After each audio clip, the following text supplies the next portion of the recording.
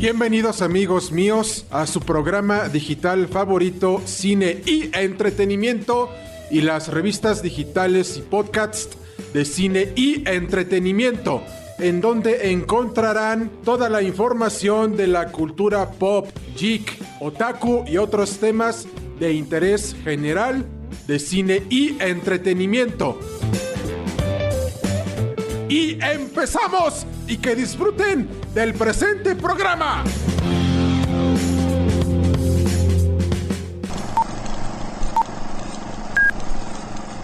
Bienvenidos amigos míos a otra emisión más de Cine y Entretenimiento en Promo Estéreo. Y le queremos agradecer sus correos electrónicos a Felipe Arturo de la Vega Jasso, Argelia Romo y Paola Fragoso, ya que ellos nos impulsan cada día a que hagamos mejores programas y les traigamos el mejor contenido digital cinematográfico. Y como ya nos lo habían pedido, les diremos que el anterior programa de la Primera y Segunda Guerra Mundial, primera parte, tuvo muchas visualizaciones, por lo que nos pidieron hacer esta segunda parte. Pero antes de eso, amigos míos, les queremos comentar que tanto la Primera y Segunda Guerra Mundial fueron conflictos militares y precisamente navales que originaron la pérdida de millones de vidas, y también por cuestiones territoriales, en donde se formaron dos bandos, la Triple Entente y la Triple Alianza, y los aliados y el Eje del Mal. Y todo tiene un enemigo en común, la propia Alemania. Y en esta ocasión les queremos hablar de las películas que reflejan esta realidad, tanto de la Primera y Segunda Guerra Mundial. Pero antes les leeremos un pasaje de la Primera Guerra Mundial del libro Crónicas de Guerra, que su servidor había coleccionado en aquel entonces. A continuación les leeremos este pasaje que dice de la siguiente manera: asesinato de heredero austriaco y de su esposa. 29 de junio de 1914. Fue una nota en el Daily Mail de Reino Unido. Lamentamos informar que el archiduque Francisco Fernando, heredero al trono de Austria-Hungría, y su morganática consorte, la duquesa de Hohenberg, fueron asesinados ayer. El asesinato tuvo lugar en Sarajevo, capital de Bosnia, cuyo estado junto con Herzegovina fue anexado por Austria-Hungría desde Turquía en 1908. Bosnia, limitada al sur por Montenegro y Serbia, cuenta con una gran población eslava que está descontenta con el gobierno austriaco. El archiduque no prestó atención a las advertencias de no viajar a Bosnia debido al alterado estado de la provincia. Se realizaron manifestaciones antiaustriacas antes de su llegada a Sarajevo el sábado, y se registraron 2 intentos de asesinato contra el archiduque y su esposa en Sarajevo el día de ayer. El primero fracasó y el segundo fue exitoso.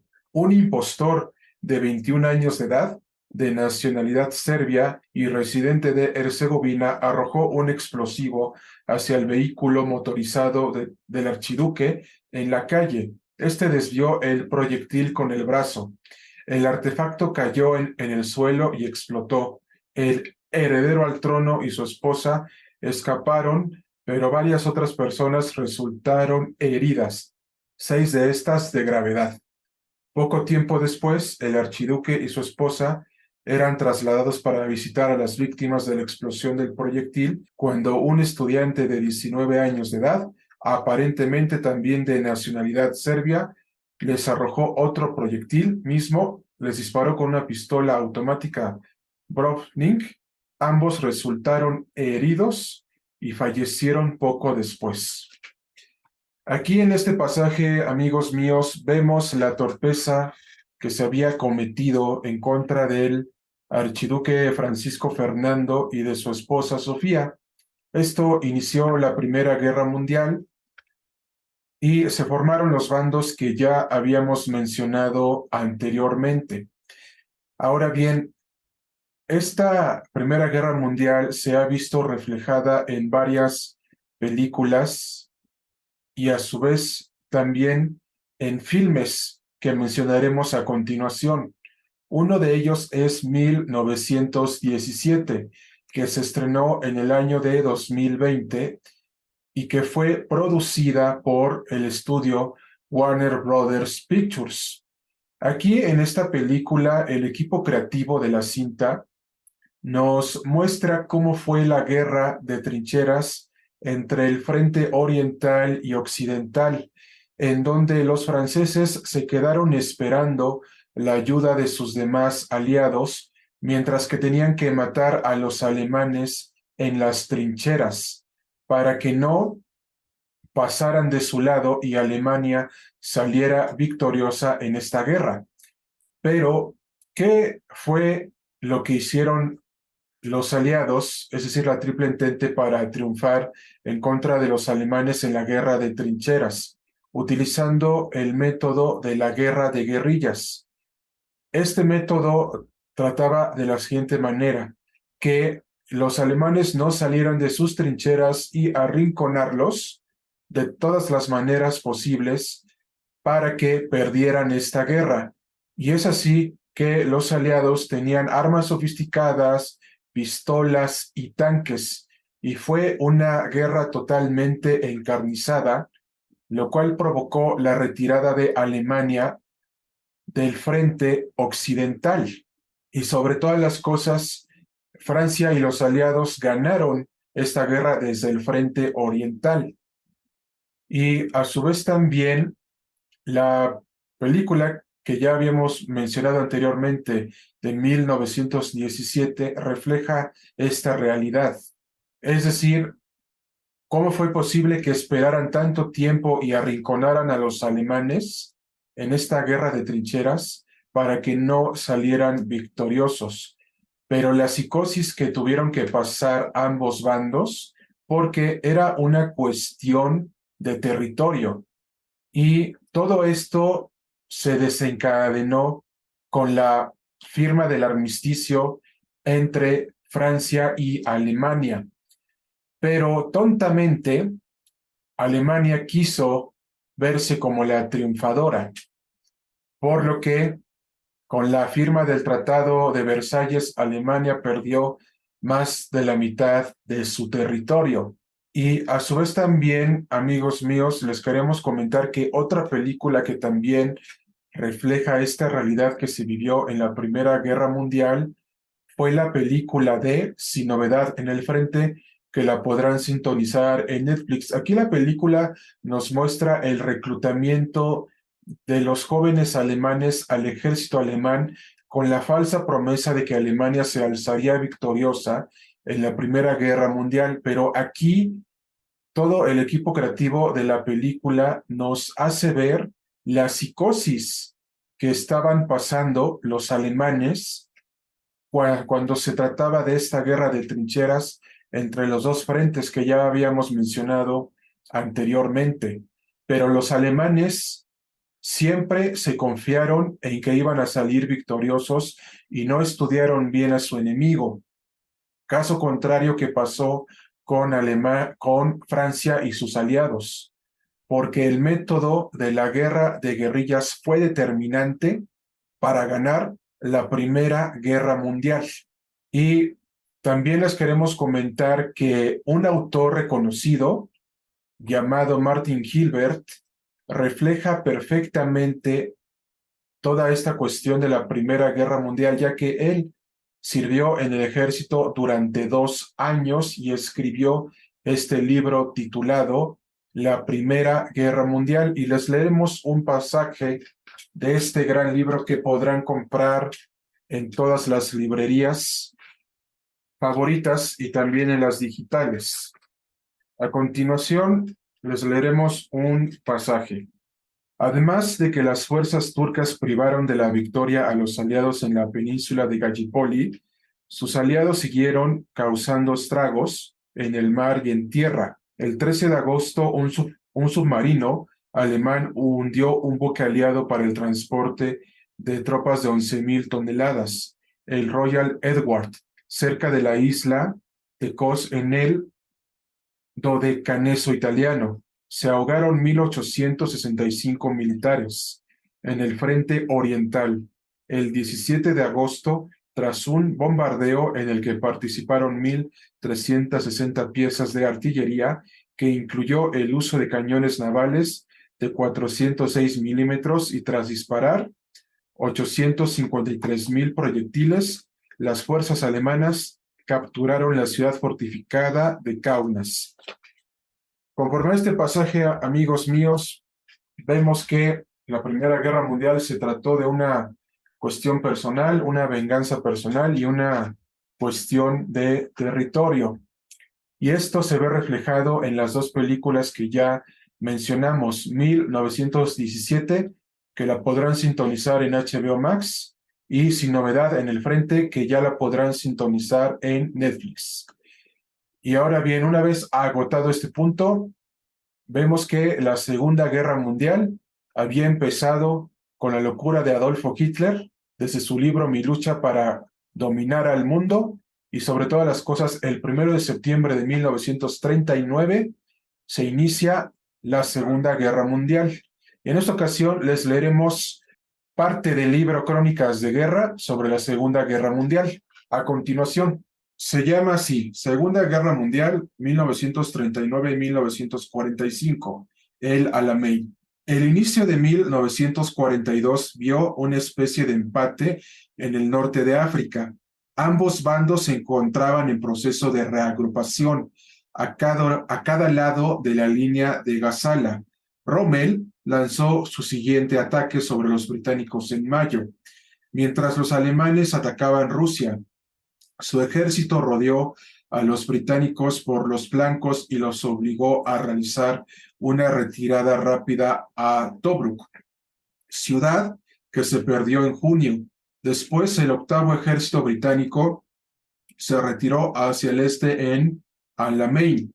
Allí fue posible recibir refuerzos muy pronto y en gran extensión desde el canal de Suez. Hubo ataques sostenidos por parte de los alemanes durante julio y agosto, pero los británicos pudieron mantener la línea defensiva de El Alamein. Estuvieron listos para contraatacar en octubre bajo el inspirador mando del general Montgomery, quien fue enviado a dirigir al octavo ejército en agosto.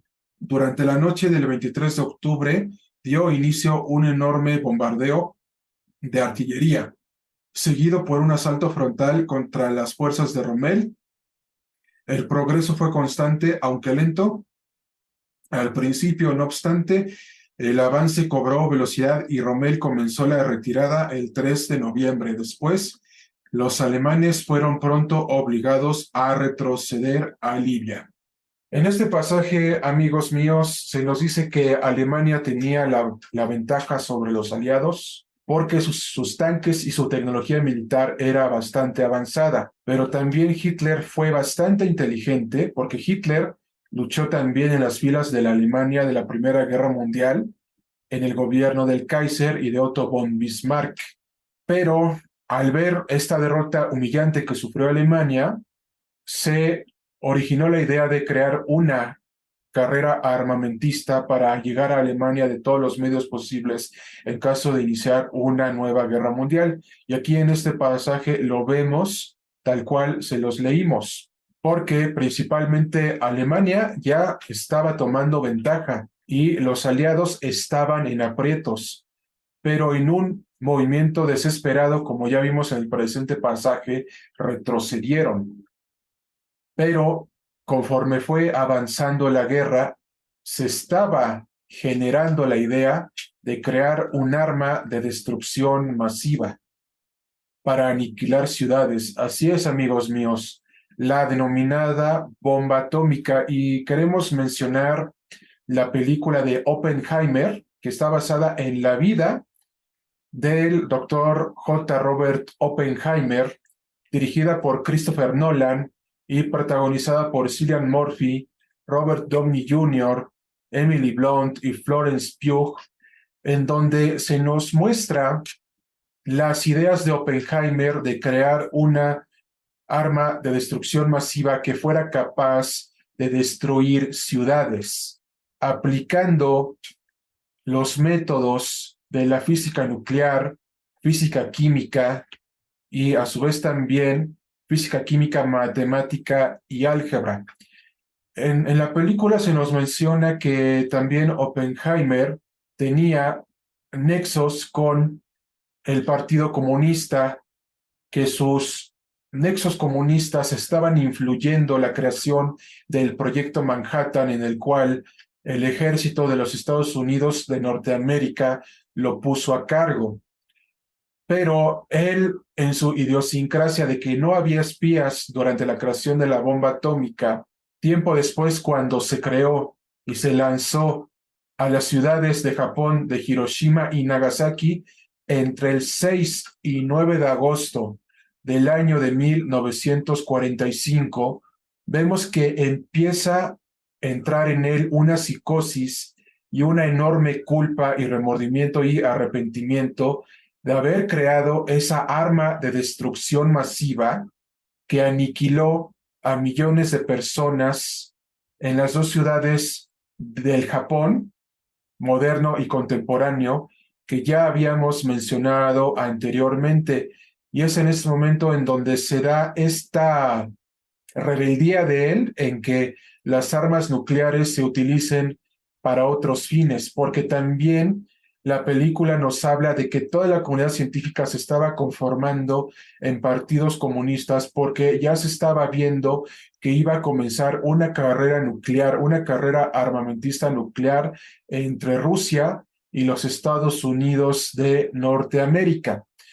Y para empezar, la película está bien detallada, es bastante descriptiva con todos los detalles que se nos presentan, pero hay un detalle que sale a relucir mucho, que Albert Einstein nunca se atrevió a entrar a la creación de la bomba atómica porque los cálculos que había hecho Oppenheimer junto con su equipo del proyecto Manhattan habían concluido en lo siguiente, amigos míos: crear un arma de destrucción masiva que iba a aniquilar al mundo.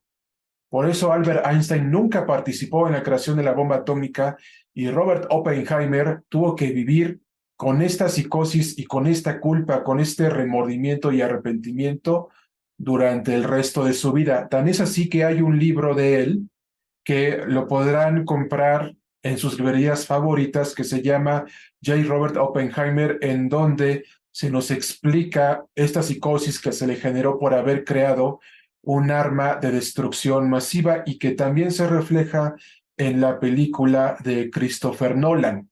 Y es de esta manera que dice el dicho: nadie sabe para quién trabaja, porque la historia la escriben los vencedores, mientras que los vencidos escribirán su propia visión, pero va a pesar más la de los vencedores. Otra de las películas que queremos mencionarles es Corazones de Hierro, dirigida por David Ayer, protagonizada por John Berthein, Brad Pitt, Shia LaBeouf y compañía, en donde también se nos menciona que los alemanes tenían armas sofisticadas en contra de los aliados, pero especialmente se nos hace énfasis en la pelea del ejército de los Estados Unidos de Norteamérica en contra de Alemania, porque ellos estaban en gran desventaja por el armamento alemán, pero sobre todo también la psicosis que tenían de estar matando y matando y matando alemanes, porque ya se estaba generando una psicosis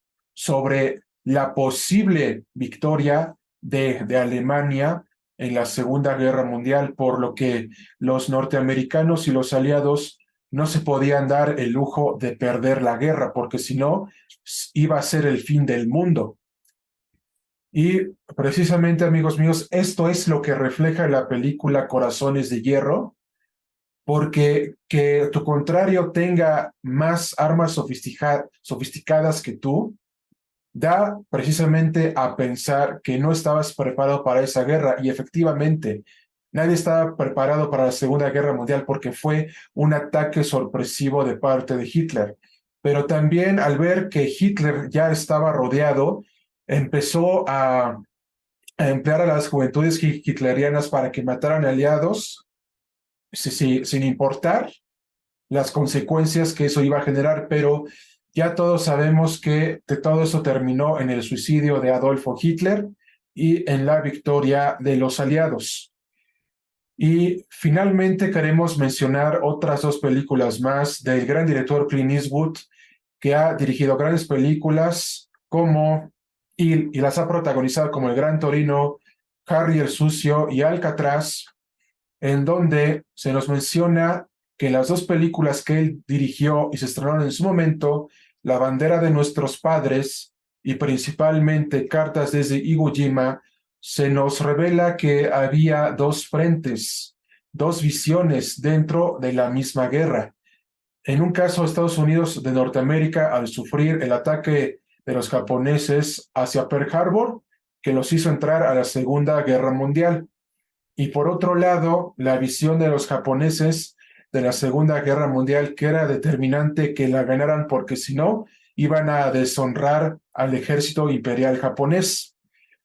Pero principalmente, como ya les habíamos comentado anteriormente, Clint Eastwood maneja bien la visión de una historia desde el punto de vista norteamericano y desde el punto de vista japonés. Pero, ¿qué visión va a pesar más? La de los vencedores, que fue la de los Estados Unidos de Norteamérica, mientras que la de los vencidos no toma tanta relevancia como nos lo quiere hacer ver el director Clint Eastwood, porque al ser un director norteamericano quien las dirigió, va a resaltar la victoria norteamericana, mientras que la derrota japonesa la está ambientando, como ya dijimos, como una derrota.